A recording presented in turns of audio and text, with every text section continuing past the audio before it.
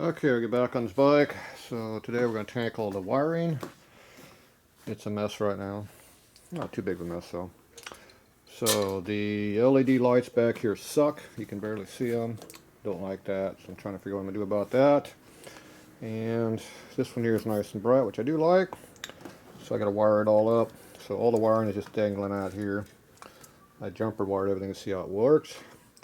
So this is our test for the checking that out. So that was the hot wire going for a light. Not sure which one is which.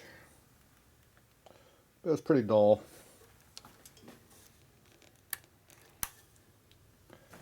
Let's see, what do we got hooked up today? Obviously that's not the right one. The ones I can't get to are the ones I need to get to. That figures. Yeah, right against the wheel. Good ground. Yep, always the stuff you can't get to is what you need to get to. There we go. Alright, let's see which one that is. That must be the dull one. So the bad thing about an LED is it doesn't go sideways. So all your light goes straight out the front. It's very bright right here. And here it's dull, and over here you can't see it. So, and that's without a lens on it. When you put the lenses on there, it gets really bad.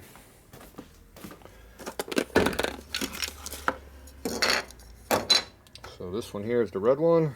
It's normally one you use on a bulb style. This one here is very open, so you can see right through it. This one you can't see much.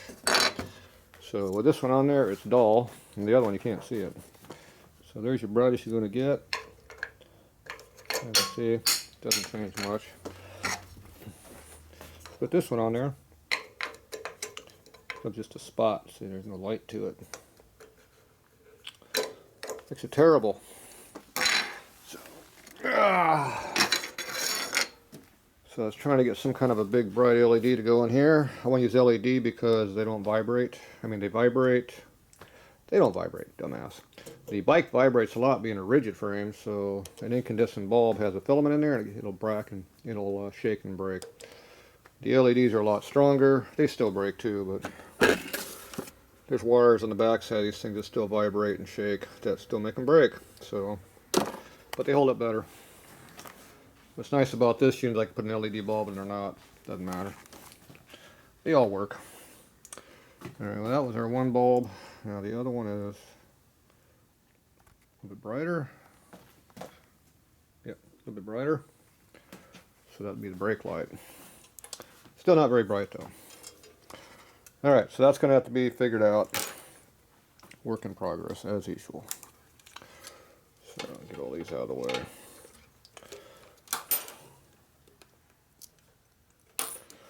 Alright, so this here, I'm going to run this up on the fender here with some clips. They're going to come out down here in the front. I'm going to tie this right side with the left side here. And I'll run them down. The ignition switch is buried back over there. And that's where that's going to go. The tail light stuff, you got two separate wires coming out of the Model A light. These early Ford lights are made like that. They got two different bulbs. So you got a brake light and you got a tail light. They have their own ground, which is nice. And you got your separate hots. And then also we got the license plate light over here, which does not have its own ground, but it has to be tied into these other ones over here. All these black ones here have to go together. So we got three blacks going into a common wire. And then we'll have two separate wires, so we need three wires.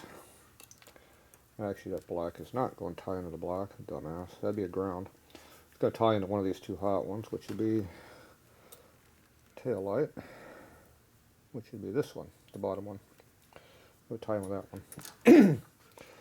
And that's this wire right here. So I don't know if I'm going to keep this wire.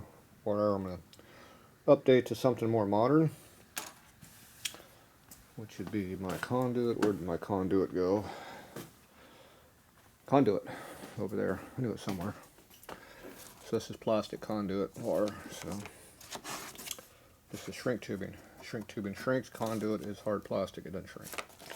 So I got different sizes. This is the small stuff right here, and it's a little bit bigger there. So this I can put a bunch of wires in it. This one here I can put a few in.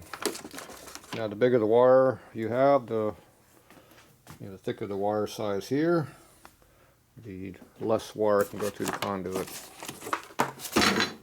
So this needs to be figured out. So this is regular wire, 16 gauge. Not really needed for this application on anything.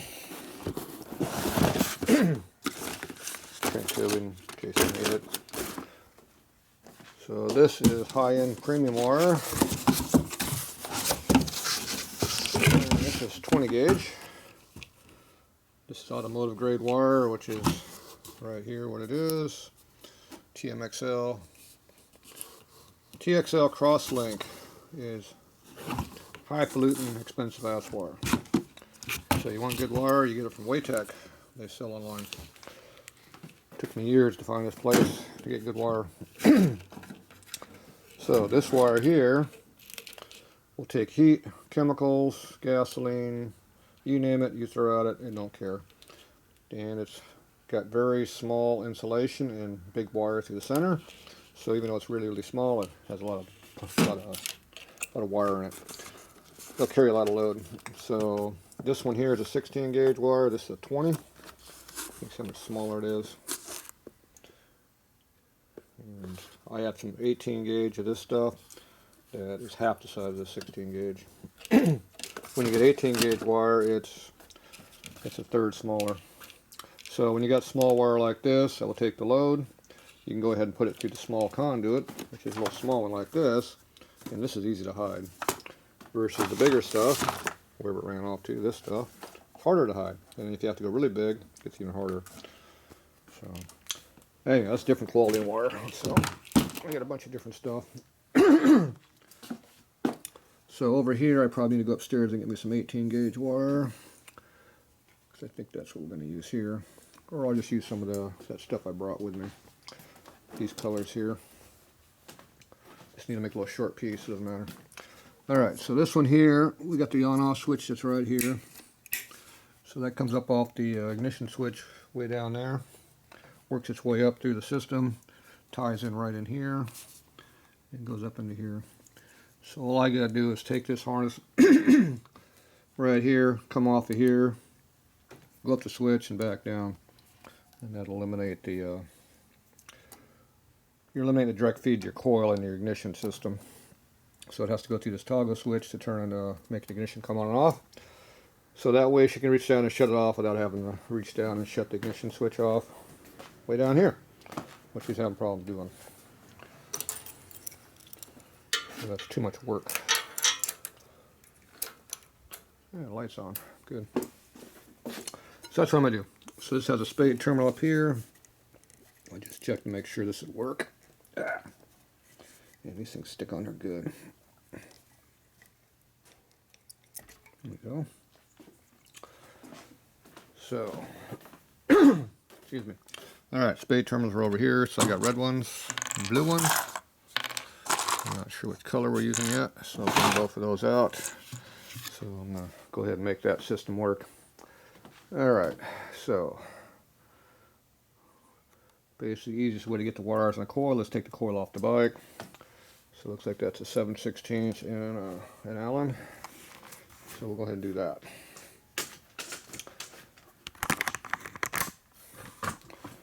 And we'll figure out what we're going to do on the wiring. The other thing that makes the bike a little bit easier to deal with is to jack it up in the air a little bit so it's more off the ground. So I have a quick way of doing that. It's called a hoist.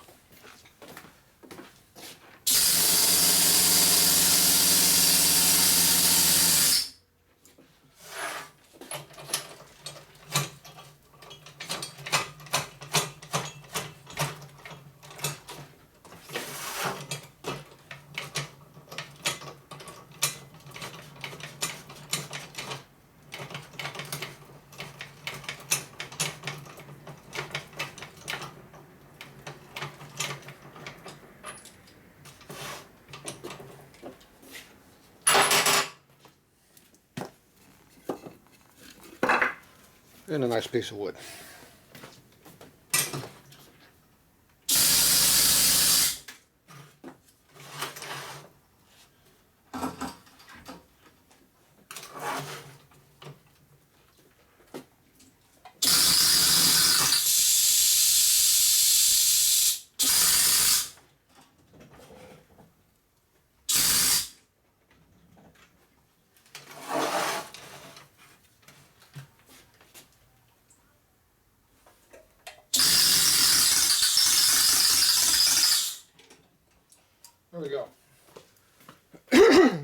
little bit easier to get to now.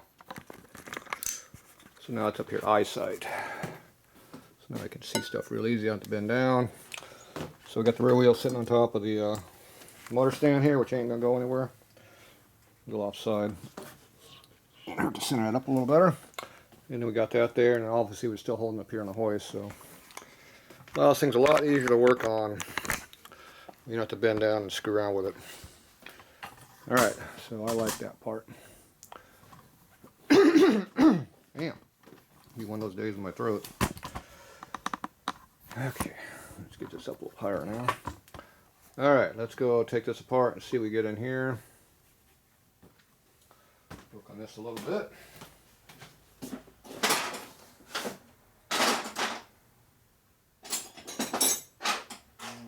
Great.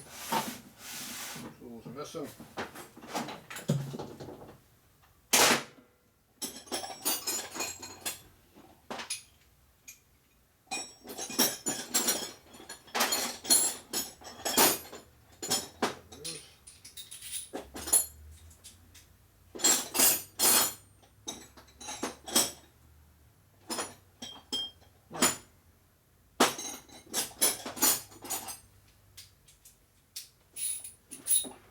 All right.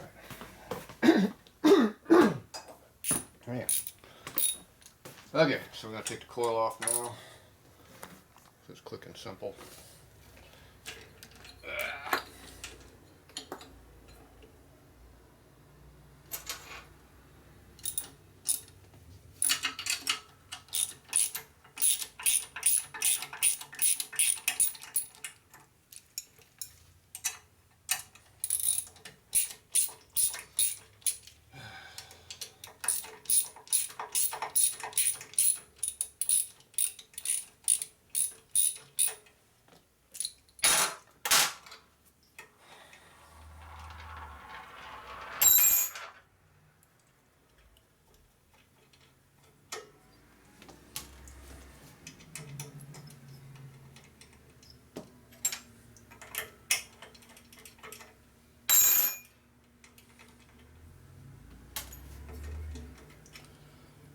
Okay. So we got better access to our coil here now. So I can see what kind of wires I need now. What tools I need, I mean. So this hot wire right here, coming down from here, is what we need to get into. So we need to take this, move it up the switch, and from there back down to here. And that's all it takes, we're done. Okay, that looks like a little 5/16 maybe. Go ahead and get our sockets.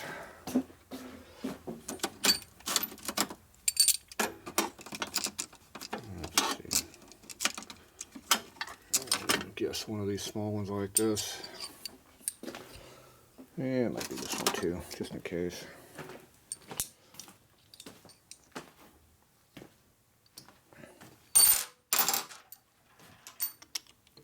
Well, my first guess was correct.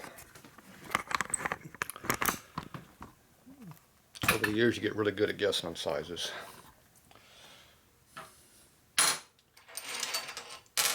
I don't remember what size hardware is. I just look at the size of this hole and the size of that nut. I'm really good at proportions on that, not remember which size bolt uses which size nut. Two different ways of doing it. Alright, take some of the weight off of that. Put the wires back up on here to hold it. Hold some of the weight anyway.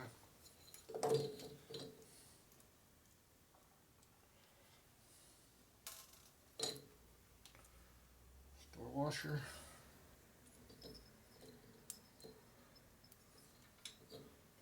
Alright.